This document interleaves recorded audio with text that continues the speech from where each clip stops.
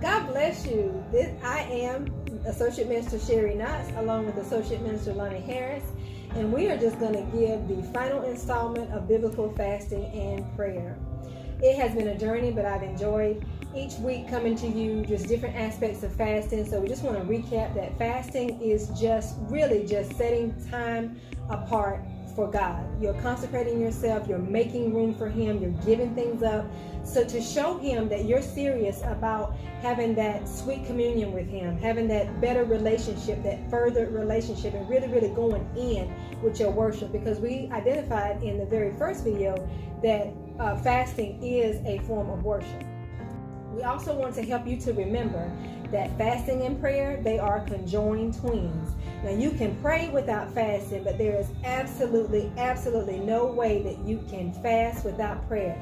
Reverend Lonnie has a great way of helping you to remember about fasting. Will you share that with us? Absolutely. The way that I remember is that fasting without prayer is simply missing a meal. And that's something that we don't want to do. We want to make sure that they are joined together. They are very important parts. The most important part of fasting is praying and communicating with God. Ladies and gentlemen, I put my mask back on. But even in times of socially distancing, we can still fast. And remember, we did identify that the Bible specifically speaks about abstaining from foods and or fluids. But in this day and age, we fast from social media, we fast from people, we fast from activities, hobbies, anything that will cause that separation. Whatever you can give up, and it needs to feel like I'm giving something up in order to get quiet and in order to really get closer to God. So we just want to encourage you at this moment. It's not going to be an easy, if you are a first-time faster, and even for some of us seasoned fasters, there are times when it is hard to get started or hard to complete or stay on a fast. So I encourage you to be kind to yourself and really just listen to what God would have you to do, because my fast may not be your fast.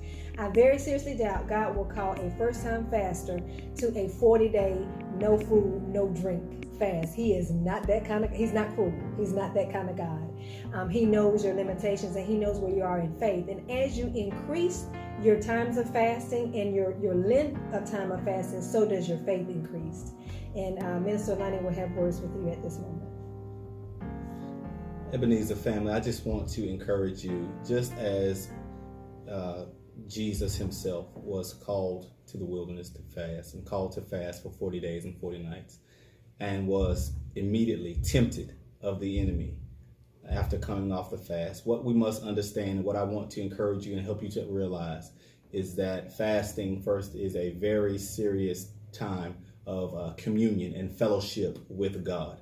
It draws you closer to God, and because of that, normally or usually what you will find after the fast are times and periods of temptation, times and periods of struggle, times and periods of just any types of ways that the enemy can try to come at you, your flesh, battle and struggle, your minds, your thoughts, just who you are, your identity.